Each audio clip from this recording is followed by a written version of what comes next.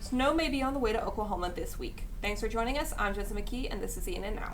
And I'm Melissa Carter. Brody Collins in our Tulsa Bureau joins us with this week's weather outlook. According to the National Weather Service in Norman, a strong cold front is pushing through the state, bringing single-digit wind chills on Tuesday morning and high winds. Chances for snow increase later in the week with 20 to 40% chance of snow on Thursday night and into Friday. It will stay very cold through the weekend, with highs only getting into the 20s, so you will want to bundle up. With your weather outlook, I'm Brody Collins. A big award connected to one of the largest films ever recorded in Oklahoma. Here's ENN's John Kitchen with details of the history-making award. Lily Gladstone makes history with the portrayal of Molly Burkhart in Killers of the Flower Moon, making her the first Indigenous person to win an award in its 81-year lifespan, with her starting her speech with speaking the native language of the Blackfeet tribe. Ali Wong, in her first dramatic role in the Netflix series Beef, gets her the title of Best Actor for her efforts, although a comedy actor with her in the rom-com Always Be My Maybe and her plenty of animated roles, her first efforts into drama fare have been well awarded with a Golden Globe Award.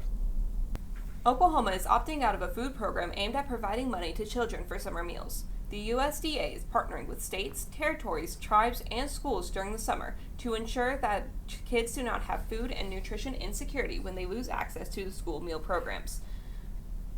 However, the availability of summer meals to some Oklahomans is uncertain.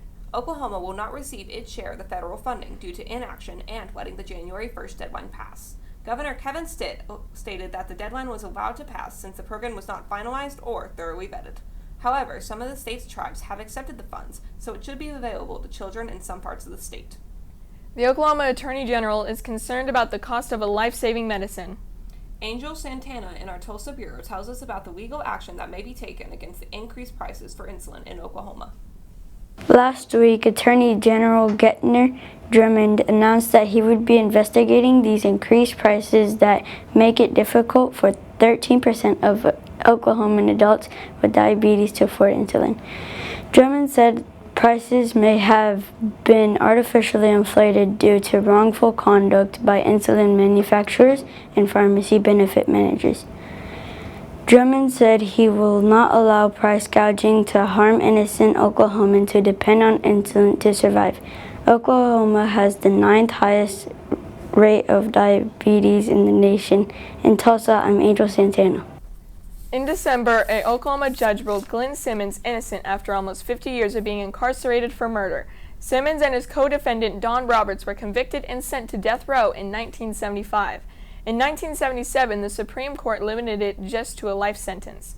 Roberts was put on parole while Simmons stayed in prison. Since Simmons is declared innocent, Simmons is now eligible for a $175,000 compensation for a wrongful conviction. However, compensation realistically could take years. So Simmons is currently living off a GoFundMe, the AP reported. Police have made an arrest in a shooting that happened at a Tulsa mall during the holiday break. Rachel Kelly in our Tulsa office joins us with the latest details. On the day after Christmas, Tulsa police received multiple calls about an active shooter at Willen Hill Mall. When officers arrived, they found KJ Love lying on the ground with a gunshot wound. Love was rushed to the hospital but died from his injury.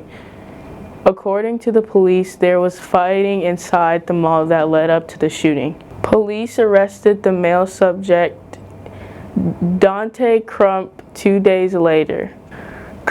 Crump was charged with first-degree murder. He is being held at Tulsa Jail on $1 million bond in Tulsa, Oklahoma. I am Rachel Kelly. We've been off on our own break, but a lot happened in the world of sports while we've been away. Here's ENN's sports director, JJ Stin, with all the details.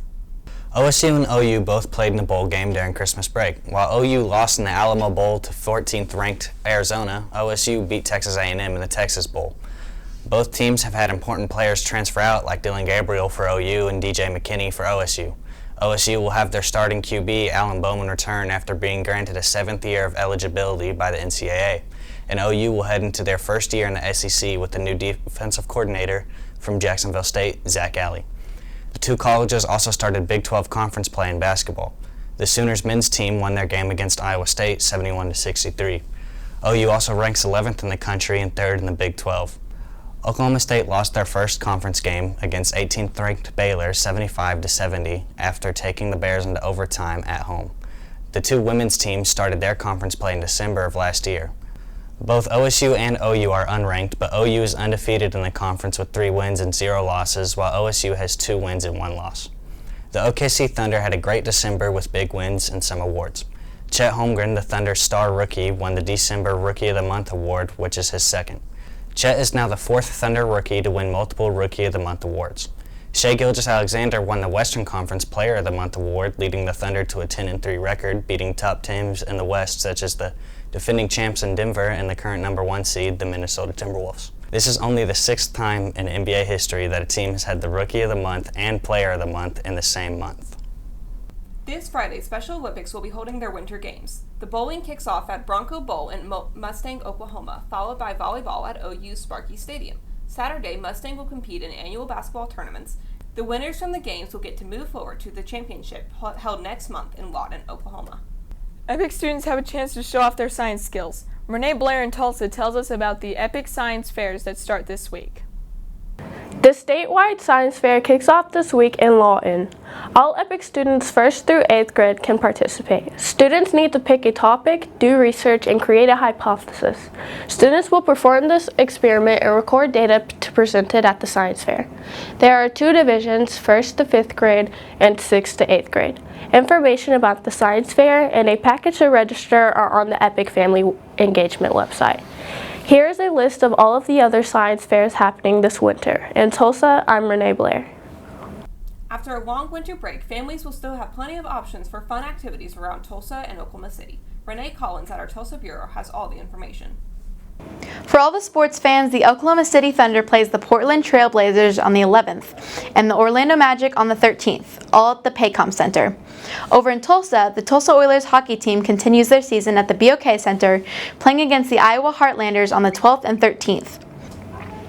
At the Tulsa Performing Arts Center, the Tulsa Symphony presents Ebb and Flow with Emmy-winning guest conductor Sarah Hicks. This will take place on January 13th. If you're looking for classical performances in Oklahoma City, the Civic Center will be hosting Rachmaninoff with guest conductor Joanne Folletta on January 13th. And that's everything on the calendar, so you can have an epic week. That's all the time we have for today. Thanks for joining us. And be sure to keep checking our website and social media pages for more news from our team of student journalists.